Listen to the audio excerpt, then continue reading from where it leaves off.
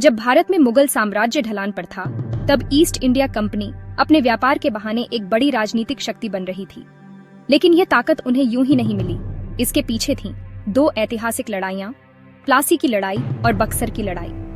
ये लड़ाइयां भारत के इतिहास की दिशा ही बदल गईं। सन 1757 जगह प्लासी, जो कि आज के पश्चिम बंगाल में है। ये लड़ाई लड़ी गई थी ईस्ट इंडिया कंपनी और बंगाल के नवाब सिराजुद्दौला के बीच। लेकिन सवाल उठता है कि लड़ाई की नौबत क्यों आई। British East India Company Bengal में व्यापार कर रही थी, लेकिन धीरे धीरे वह अपने किले और सेना को मजबूत कर रही थी, जो बंगाल के नवाब सिराजुद्दौला को मंजूर नहीं था। 1756 में सिराज ने कासिम बाजार और कोलकाता, जो तब की कलकत्ता थी, पर हमला कर दिया और फोर्ट विलियम पर कब्जा कर लिया। ब्रिटिश इस हार का बदला लेने के लिए तैयार हुए। उन्होंने एक गुप्त साजिश रची। मीर जाफर, जो नवाब की सेना में कमांडर था, उसे लालच देकर अपने पक्ष में कर लिया। लड़ाई का दिन 23 जून 1757। सिराजुद्दौला की सेना 50,000 सैनिकों की थी और अंग्रेजों के पास केवल 3,000 सैनिक, लेकिन साथ था विश्वासघात। लड़ाई के बीच में मीर जाफर ने अपनी सेना को लड़ने से रोक दिया। नतीजा, सिराज की सेना हार गई और उन्हें भागना पड़ा। जल्द ही उन्हें पकड़कर मार डाला गया। परिणाम, मीर जाफर को नवाब बना दिया गया। अंग्रेजों ने बंगाल की राजनीति पर नियंत्रण पा लिया। ईस्ट इंडिया कंपनी ने पहली बार किसी भारतीय राज्य को सीधे तौर पर प्रभावित किया।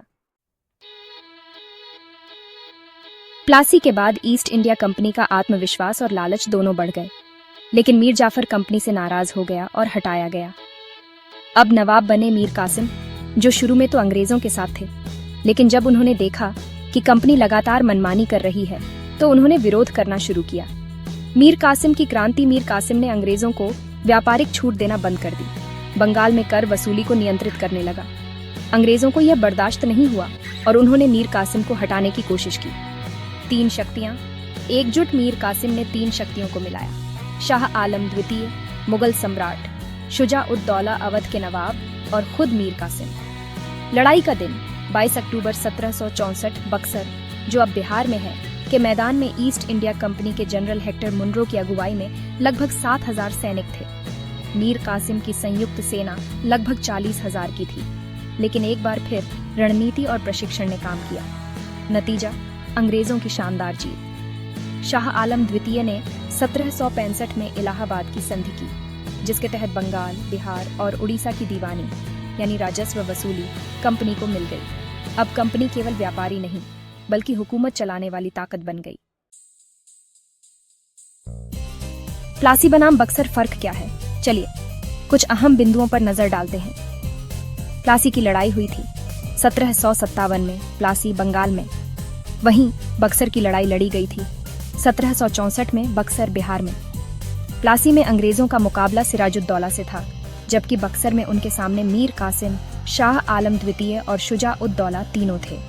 प्लासी में अंग्रेज कमांडर थे रॉबर्ट क्लाइव और बक्सर में हेक्टर मुनरो। नतीजा यह हुआ कि प्लासी के बाद अंग्रेजों ने बंगाल की सत्ता पर नियंत्रण पाया, लेकिन बक्सर के बाद उन्हें दीवानी अधिकार मिल गए और भारत में कंपनी राज की नींव पड़ गई। प्लासी की लड़ाई ने ईस्ट इंडिया कंपनी को भारत की राजनीति में प्रवेश दिलाया, लेकिन बक्सर की लड़ाई ने उन्हें भारत का असली शासक बना दिया। इन्हीं 2 लड़ाइयों ने भारत में लगभग 200 साल तक चलने वाले ब्रिटिश राज की नींव रखी। अगर प्लासी और बक्सर की लड़ाई न होती, तो शायद भारत का इतिहास कुछ और होता। क्या हम इतने लंबे समय तक गुलाम रहते? क्या अंग्रेजों को इतना बल मिलता? इतिहास से सबक लेना जरूरी है। इतिहास जानो, पहचानो और बदलो।